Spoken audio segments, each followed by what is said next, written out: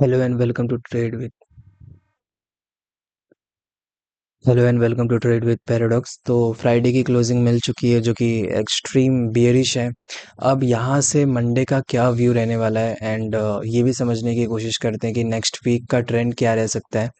तो उसी चीज़ को समझते हैं। ओके, तो सबसे पहले मैं आपको ये बताता हूँ कि प्राइस एक्शन के अकॉर्डिंग यहाँ पर क्या व्यू रखना है, क्या एक्सपेक्टेशन रखना है।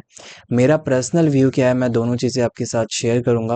आप प्राइस एक्शन को फॉलो करना, मेरा जो व्यू है वो मेरा पर्सनल व्यू है। ओके, उससे पहले मैं बता देता हूँ जितने न्यू व्यूवर्स हैं, आप ट्रेड विद पैराडॉक्स का टेलीग्राम ज्वाइन कर सकते हो जहाँ पे मैं ट्रेड शेयर करता रहता हूँ। आज परसिस्टेंट में हमने स्टॉक ऑप्शंस में ट्रेड लिया था, अराउंड ऑप्शन 50% तक मूव किया, जिसमें री एंट्री भी हमने की थी और काफ़ी अच्छा ट्रेड था ये। तो ऐसे ट्रेड्स के लिए आप ज्वाइन कर सकते हो टेलीग्राम, लिंक आपको डिस्क्रिप्शन में मिल जाएगा। अब बात करते हैं मंडे का व्यू। तो मंडे का view as per price action, तो ये समझो कि यहाँ से मैंने पहले ही बताया था कि निफ्टी जब यहाँ कहीं पे ट्रेड कर रहा था कि ये जो गैप यहाँ पे फिल होगा एक ही कंडीशन में होगा, जब यहाँ पे 25,950 तक निफ्टी आता है या 26,000 तक आता है। वहाँ से जब ये रिवर्स लेगा तो हो सकता है ये गैप फिल कर देगा। ये हमारा व्यू था। यहाँ तक निफ्टी आया, इसके बाद हमें नेगेटिव क्लोजिंग मिली। हालांकि यहाँ पे मेरा एक्सपेक्टेशन था कि इसका ब्रेकआउट होगा और यहाँ से थोड़ा मूव एक्सटेंड हो सकता है, बट वो हुआ नहीं।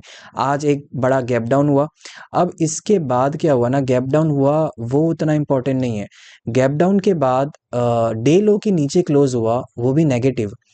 तो इसके अगेंस्ट हम मंडे ये व्यू तो ले ही नहीं सकते कि यहाँ से हमें बुलिश जाना है, क्योंकि एक तो इतना बड़ा गैप डाउन है, उसके बाद यहाँ पर डे लो के नीचे क्लोज हो रहा है निफ्टी, तो इसके अगेंस्ट हम बिल्कुल नहीं जा सकते। तो यहाँ पर मंडे का जो व्यू बन रहा है कंप्लीट बियरिश बन रहा है। यहाँ पर यही एक व्यू है। अगर वीकेंड्स में बीच में कोई ऐसा कुछ न्यूज़ ना आ जाए जिससे मार्केट को अफेक्ट हो, तो यहाँ पर मंडे व्यू बियरिश ही रहने वाला है। ओके, अब मेरी क्या एक्सपेक्टेशंस हैं मैं वो बता देता हूँ। देखो, हमें यहाँ पर सिर्फ मैं ही नहीं, एक्चुअली हर कोई यहाँ पे इस गैप को देख रहा है कि ये गैप यहाँ पे फिल होगा, हर कोई इसको लेके बात कर रहा होगा। लेकिन मुझे क्या लगता है कि मेरी भी यही एक्सपेक्टेशन थी कि यहाँ से जब रिवर्सल होगा ना तो ये गैप फिल होगा।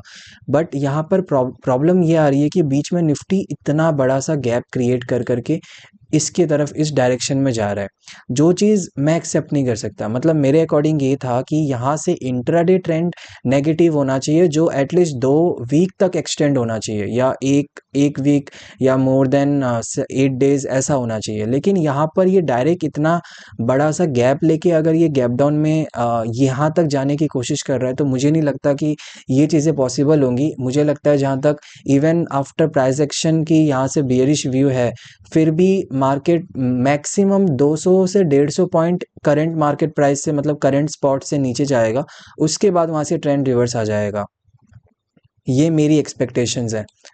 जो आप नहीं मानोगे तो भी चलेगा, इसे आप अवॉइड कर सकते हो कि ये जो गैप दिख रहा है ना, इतने बड़े बड़े गैप के साथ ये डायरेक्टली फिल नहीं होने वाला। ये जो आपको दिख रहा है पूरा गैप, ये फिल नहीं होगा, क्योंकि इतना बड़ा गैप के साथ ये फिल नहीं कर सकता। तो यहाँ से मैक्सिमम अगर एक्सटेंड होगा तो यहाँ तक आ सकता है, यहाँ से 200 पॉइंट आ सकता है और यहाँ से ये रिवर्स हो जाएगा। ये मेरी व्यू है जिसे आपको फॉलो करने की ज़रूरत नहीं है। प्राइस एक्शन के अकॉर्डिंग बियरिश व्यू है। जब तक प्राइस एक्शन कंफर्म नहीं करता कि यहाँ से ट्रेंड रिवर्सल होगा, तब तक हम ट्रेंड रिवर्सल का प्लान नहीं करेंगे। ये मैं आपके ऊपर छोड़ता हूँ कि आपको प्राइस एक्शन फॉलो करना है या आपकी खुद की व्यू, खुद का एनालिसिस फॉलो करना है। बट मैंने दोनों चीज़ें आपको एक्सप्लेन कर दिया है वीडियो में, तो कोई कन्फ्यूजन नहीं होगा कि चार्ट में क्या दिख रहा है और मेरी एक्सपेक्टेशन क्या है। ओके, और भी अगर कोई डाउट्स रह जाता है तो आप मुझे कमेंट्स में पूछ सकते हो। बस इतना ही था। वीडियो में अपना ख़त्म हो चुका है सारा एनालिसिस, 2-3 मिनट लगते हैं मैक्स। तो कोई डाउट्स होगा तो कमेंट्स में पूछना। बाकी मिलते हैं नेक्स्ट सेशन में। बाय।